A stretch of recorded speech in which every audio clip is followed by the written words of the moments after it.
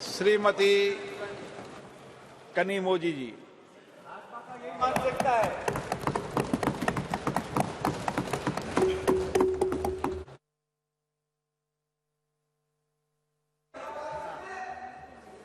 Thank you, sir. What nonsense is this, yeah? What is this, sir? Heckling? What is heckling? She's not. What is this? I haven't even started. Sir, what I is don't this, even yeah? understand. நீங்க என்ன பேசுறான்னு புரியாது. I know. எதுக்கு புரியாம பேசுற? Sir, ये भाजपा का मानसिकता है। sir, what is this? She's not even started and your member is heckling us to the speaker. This is the respect for women. Exactly, sir. What is this? I don't even understand what he says. What is the point in saying this? What is this? Why is this started? This is the respect for women. This is how you behave. BJP doesn't respect women. They have no respect for women. Started a speech. Shame on you. Shame on you. Really? Shame on you. Shame on you. Really shameful. Idiot. Very shameful. Idiot.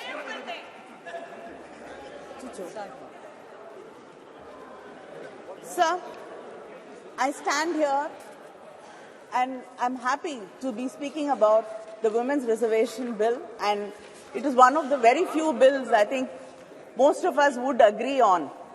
And we thought this bill will be passed with all of us supporting each other and standing together. But unfortunately, the BJP has taken this also as an opportunity for politicking, and it is very unfortunate.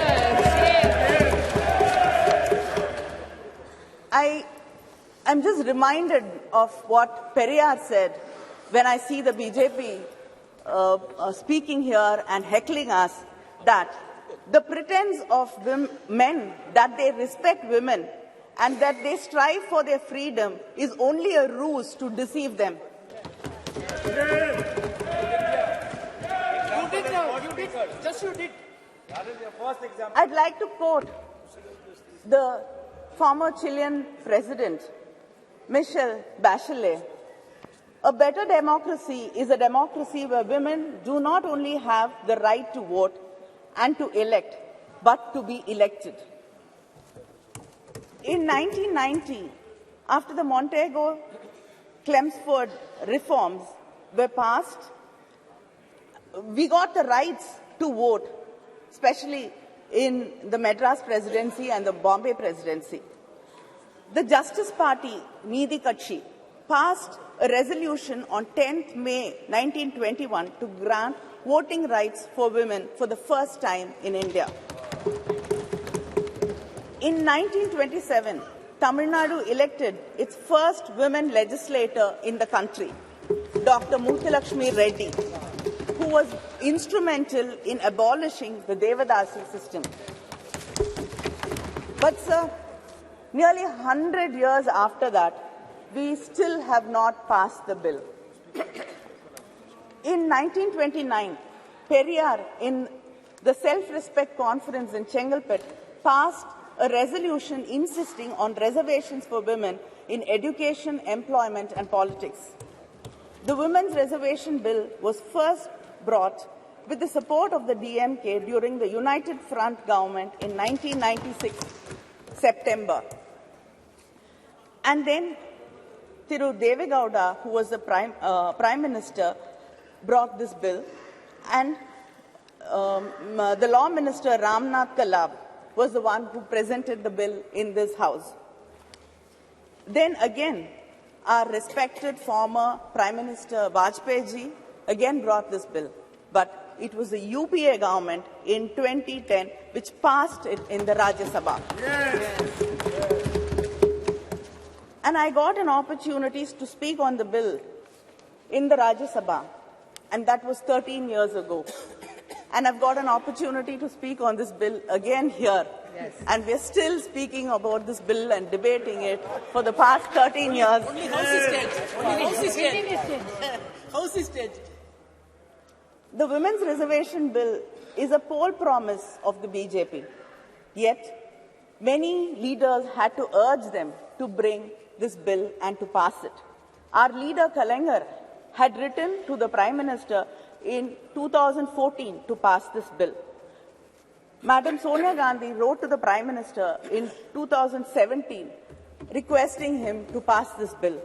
Our Chief Minister, M.K. Stalin, wrote to the Prime Minister again in 2017 requesting and urging the government to pass the bill. He said, the bill which was moved to empower women's voice in the legislatures and parliament of our great nation is struggling to succeed. This is really disheartening. The DMK even conducted a rally in Delhi from the Mandi House to the Jantar Mantar, and we had a march, and like-minded women leaders and women's organizations participated in the rally. I myself have raised this issue of bringing the reservation bill many times in Parliament, and to many of my starred and unstarred questions, the government's reply was very consistent. They said that they have to involve all stakeholders, political parties, and then build a consensus before bringing the bill. I'd like to know what consensus was built, what discussions were held. This bill was brought shrouded in secrecy. Yes. We did not know why this session was called for. In the all-party leaders' meeting, there was no mention of this bill. I don't know if any of the political party leaders were called for discussions and deliberations about bringing the bill. And suddenly, the bill popped up from our computer screens like Jack in the Box. Is this going to be the way this government is going to function? Like, we've suddenly seeing that there are lotuses blooming, springing from the uniforms of our secretariat staff. Is everything going to be a surprise like this?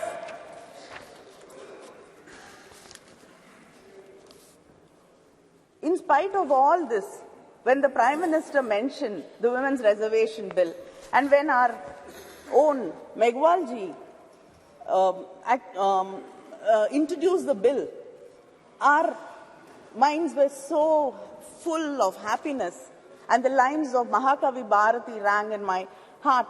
பட்டங்கள் ஆழ்வதும் சட்டங்கள் செய்வதும் பாரினில் பெண்கள் நடத்த வந்தோம் எட்டும் அறிவினில் ஆணுக்கு இங்கே பெண் இளைப்பிள்ளை கான் என்று கும்மி அடி, which, if I translate, says that we have come to make laws and to rule.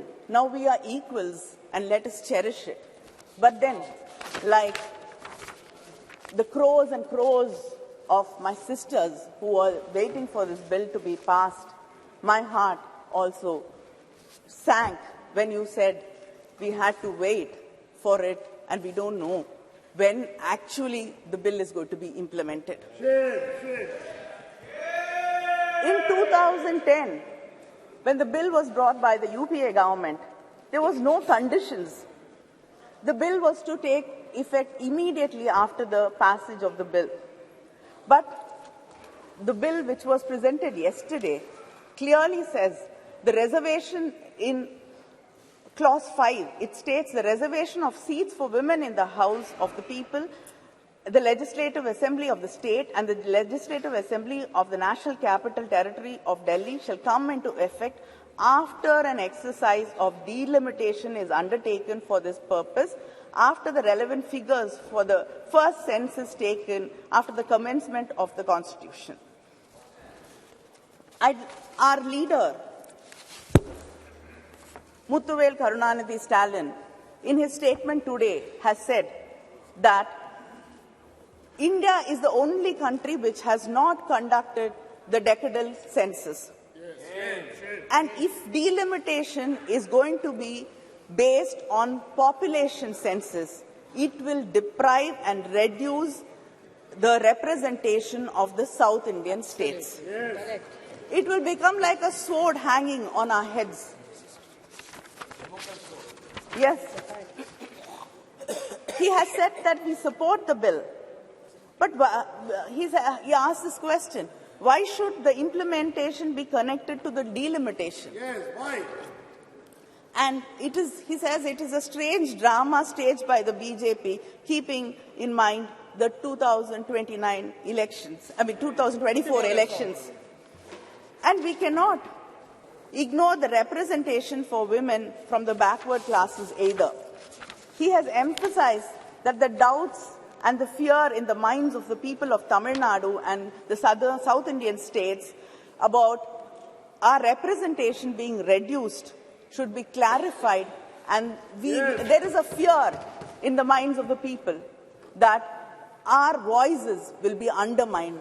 There should be a clear clarification about this, because we do not want our representation to be reduced in any way. And just because you cannot give a reply saying we will not be underrepresented because the numbers will be the same and other states will get more representation.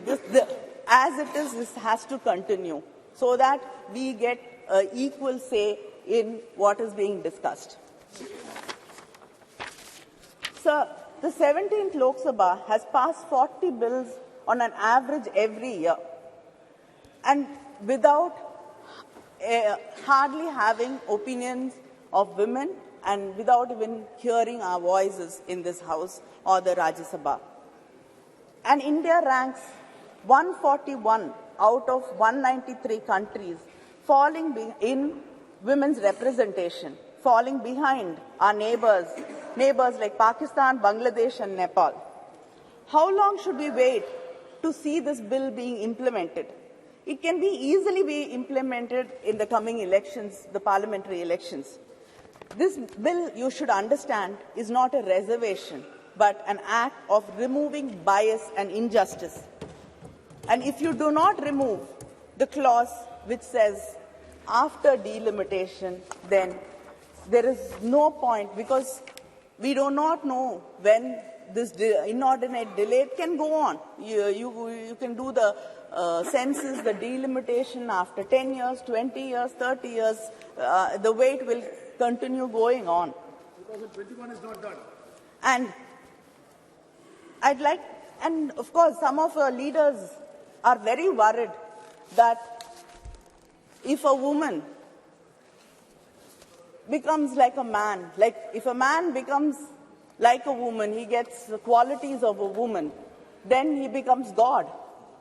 But when a woman becomes strong, brave, then it is not something which is acceptable and she becomes a devil. You believe in God, you believe in Hinduism, and I'd like to ask, what is Kali? Isn't she brave? Yes. Isn't she strong? Yes. So who are you insulting? This is why cannot women be strong? Why cannot women be brave? There are stories of, haven't women participated in the independence struggle? Haven't women fought wars? Haven't you seen leaders, strong leaders like Mrs. Indira Gandhi in this country? It is this kind of words which actually put fear in our hearts. And yes, Jayalalitha was a strong leader. I accept. I have no hesitation in accepting that she's a very, very strong leader. Well done, Kani. Well done. Well done. Leader admitted. Exactly. Well done, Kani. And Mayawati ji, Madam Sonia Gandhi. Yes. Mamta Banerjee. And the one of the names you often forget is Sushma Swaraj ji. Yes. And I also like to quote what We don't want it. I like to quote what Shri Arun Jaitley ji said when the discussion in Rajya Sabha happened. He said, the argument that men can also ensure justice to women has been weakened. Underrepresentation and discrimination stare us in the face. Politics of tokenism must now evolve into politics of ideas. So please stop this tokenism. And this bill is called Nari Shakti Vandan Bill. Stop saluting us. We do not want to be saluted. We do not want to be put on pedestals. We do not want to be worshipped. We do not want to be called mothers. We don't want to be your sisters, your wives. We want to be respected as equals. Let us get down from the pedestal and walk as equals. We have a right to this country as much as right you have. This country belongs to us. This parliament belongs to us. And we have a right to be here. Thank you.